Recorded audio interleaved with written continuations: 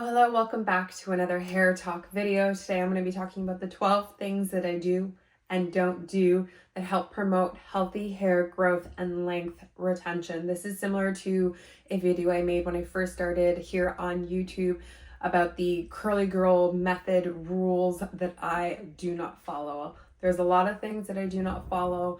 Let me know in the comments below if you follow these things or don't follow these things. And let's get into the video. Number one is using a shampoo with sulfates. Now, shampoos with sulfates have gotten a bad rap for a long time, especially for curly girls and people who have naturally kinky, coily, thicker hair textures. You often think, I shouldn't use sulfate, it's gonna dry out my hair. But actually for me, I find that using a shampoo with sulfate helps me make sure that my hair is thoroughly cleansed every time I'm going in to shampoo my hair. I don't co-wash, I don't use cleansing conditioners, absolutely not. I love using a proper shampoo with sulfates in it.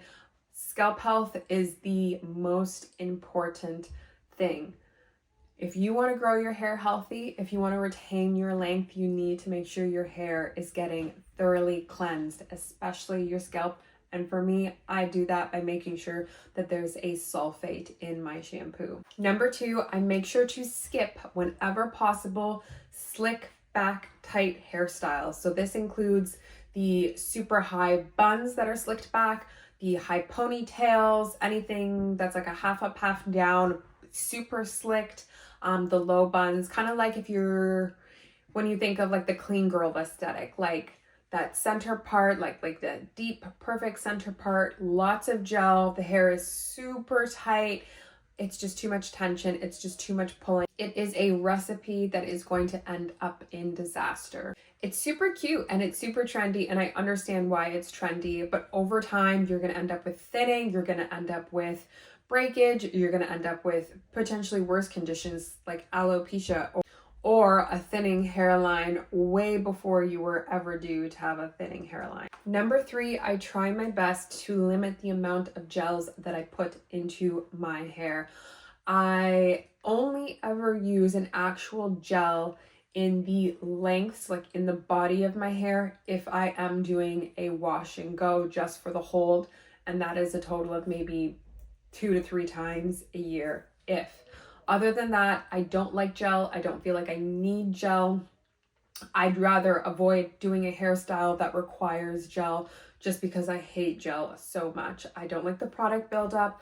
I find that a lot of gels contain alcohols that are just really, really drying on my hair in particular. And I just find that gels make my hair feel weak. And if my hair feels weak, my hair is more likely to break. And I am happy to say that I no longer own that big old tub of Eco Styler gel that I used to have. I held on to it for an extra 1.5 years when I should have just tossed it, because I hate it in my hair.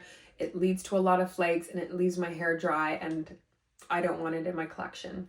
And that leads me into number 4, which is edge control. I do try to limit the amount of edge control products that I put on my hair, as well as how often I am doing my edges. Obviously, this is a little bit of a touchy point for some people, because some people really, really enjoy doing their edges. It's like a work of art, and they do look beautiful. Like a lot of the times, all those beautiful wisps and swirls, they're super gorgeous and can really help accentuate your face. But for me, I don't like the product buildup on my edges, like the perimeter of my face. It looks cute throughout the day, and then at the end of the day, it gets, once you've taken a shower, that product then loosens back up, and then it's just a gunky, flaky mess that I do not like. As well as the fact that doing your edges involves a lot of manipulation. And for me specifically, maybe not for everybody, the nape of my head, so the back portion of my head and my hairline has the thinnest, most fragile strands of hair compared to like the middle or the top. Like these strands are very, very soft, they're very, very thin, they're very fine, very prone to breakage. And I'm not going to do something that's going to intentionally over manipulate the strands and make them aggravated and weaken them and make them break off just to have like a cute look. I prefer to just try my best to get as close to the hairline as possible when I'm straightening my hair, and avoid the hairline as much as possible when I'm taking a shower and washing my face, to make sure that I am avoiding water touching the hair so it doesn't revert too fast. And then when it's getting close to wash day and there's a little bit of extra frizz, or like my curls are starting to poke back through on my hairline, just put my hair over my hairline and it's all covered up. I'd rather do that than apply an edge control. And not to say that I never ever use a form of edge control. I use the Got2b spiking glue, and I use literally a pea-size amount, and I use a soft bristled toothbrush to smooth down my edges, and it's literally just a tiny little swoop and swirl. I also find that you can use a little bit of baby Vaseline.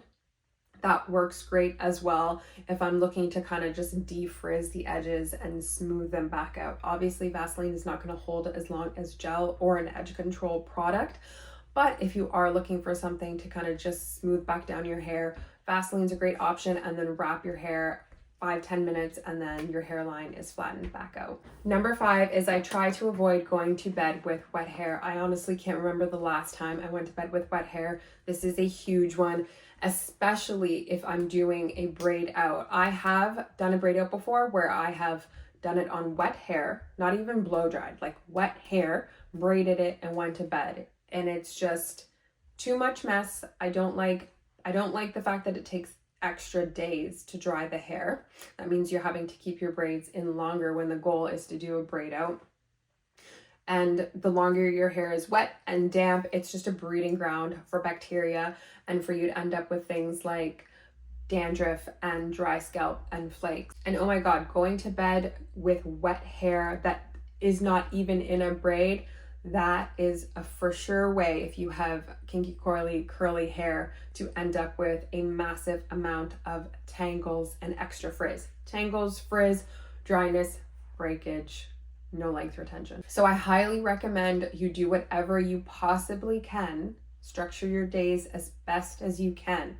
Even if you're going into a pool or you're going to exercise and your hair is getting sweaty, do not go to bed with wet or damp hair ever. Tip number 6 is always work in sections. This one kind of feels like a no-brainer, but I'm telling you, I still watch a lot of hair care videos where people are doing their routine and there's no sections. There's no organization, there's no coordination.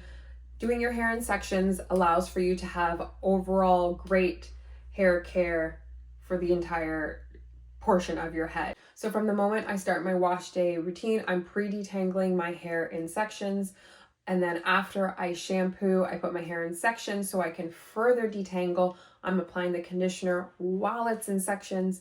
I'm blow drying in sections. I'm straightening in sections. I'm doing my braids, my twists, everything in sections. It just helps to ensure that whatever I'm doing with my hair, I'm giving each section, all the strands, as much love and attention and care as I possibly can. Which takes me into tip number 7, which is I avoid just slapping products onto my hair. Let's try to be mindful and intentional when doing our hair so we're not wasting time and we're not wasting product. Like, we don't want uneven coverage, we don't want strands that have been missed, because this over time is just going to compromise your hair health, especially if you are using a product that is a form of a treatment. Like, if you're gonna put the time into doing some form of a hair treatment, take your time, make sure you're applying it correctly. When I'm applying my conditioners, I'm applying it top to bottom.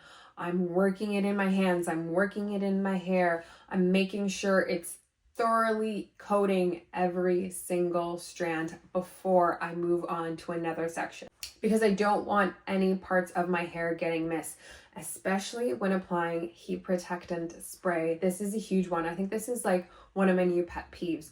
Watching hair care videos where people are doing the little 1, 2, 3, 4 light spritz of a heat protectant spray, and then that's it. That does not evenly coat all your hair before you're applying a heat tool, whether it's a blow dryer or a flat iron. You need to ensure that top to bottom, inside out, everywhere is being coated to protect it from that heat. And this is why we do things in sections so we don't miss anything.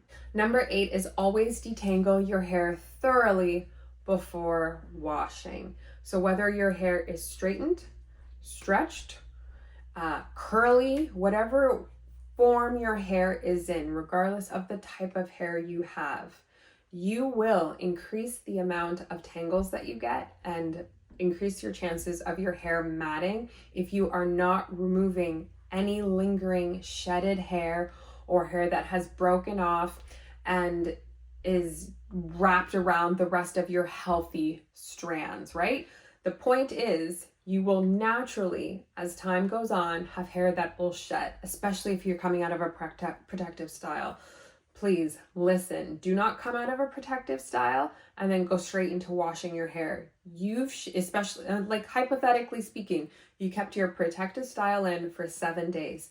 Average 100 strands of hair are naturally shedded every single day. That's average 700 strands of shedded hair stuck within the body of your hair. That's 700 strands that you should take out so they don't get tangled amongst your healthy, intact strands. Try your best to gently detangle before washing.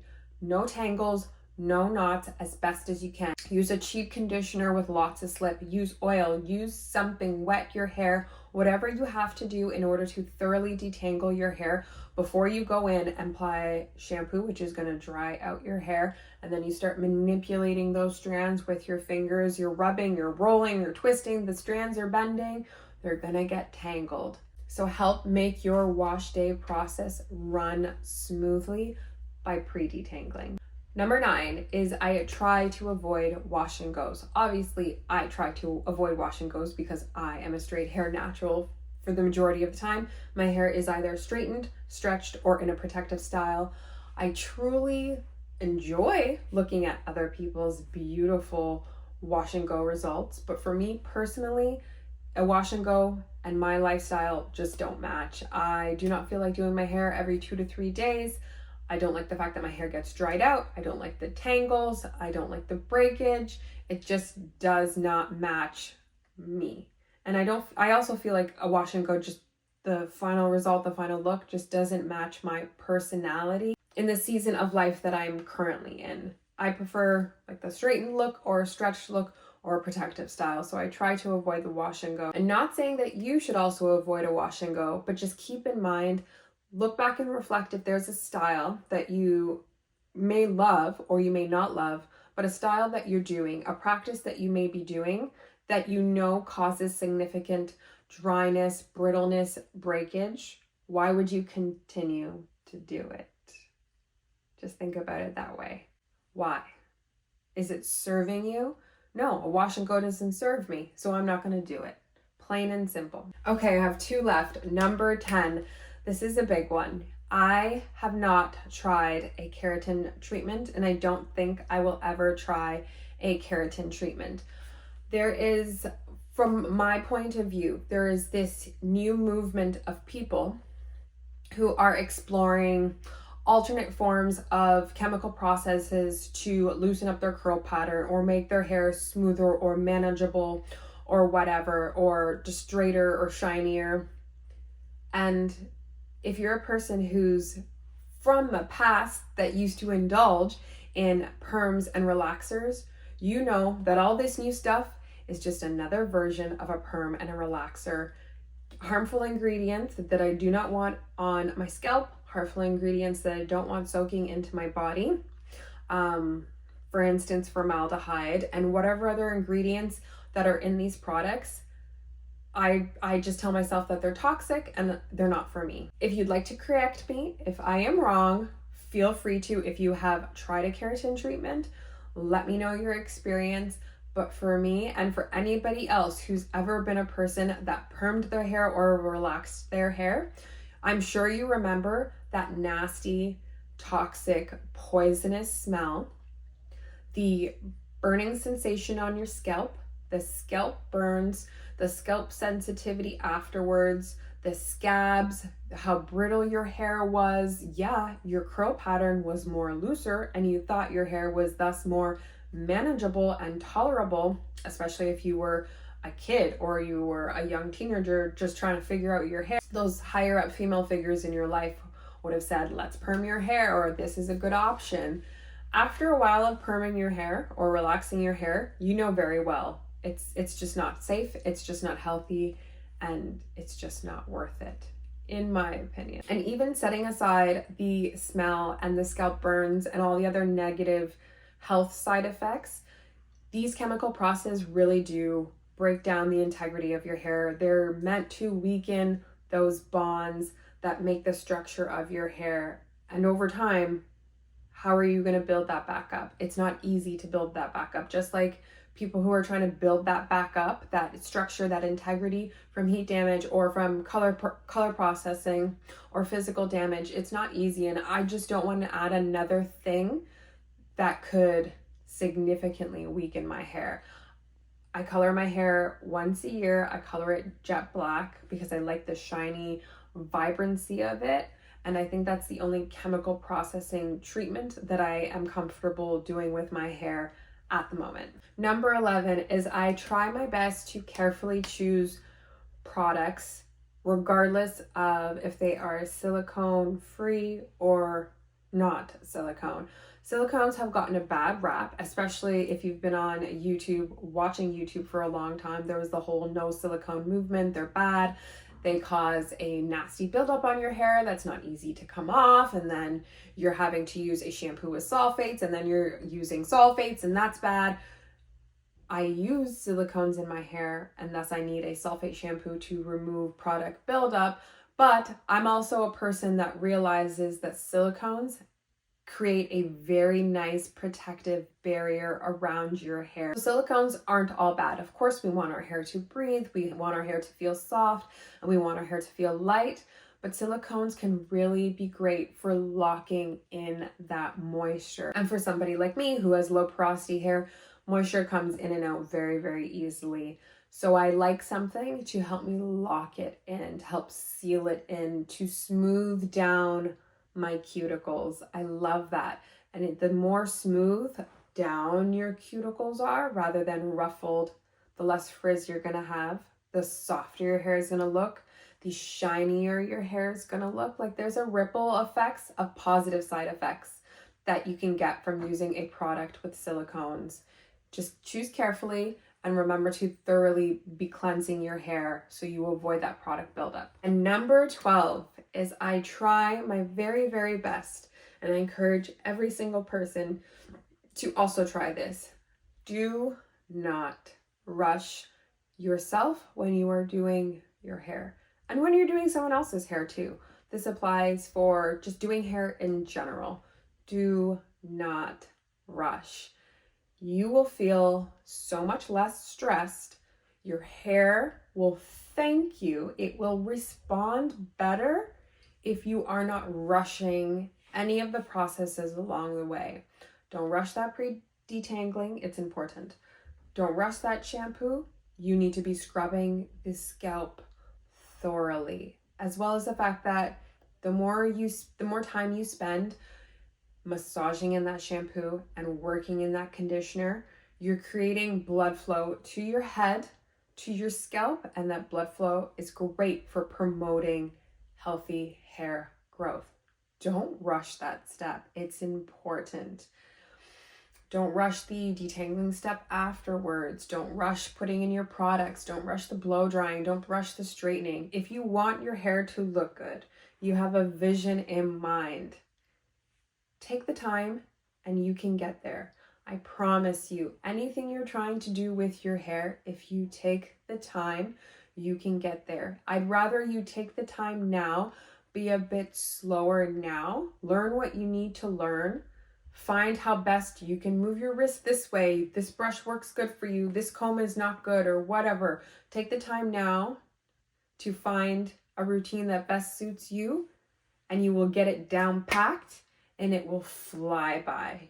I used to feel like I was spending all day on my wash day. People would say, it's an all-day wash day routine, like I'm spending all Saturday or Sunday doing my hair. It really doesn't need to feel like it's all day. It doesn't need to feel torturous. And it won't actually be hours worth of time that takes over your entire day.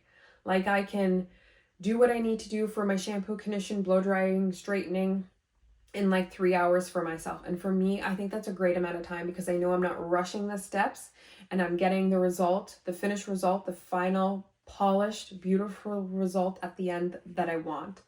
Take the time, love your hair, treat your hair like finely spun gold. Like your hair is money. Your hair is magic. Your hair is strength. It is your beauty. It's to be taken care of. Accentuate it, love it, flaunt it, appreciate it. Take the time to take care of it. Plain and simple. Do not rush taking care of your crown.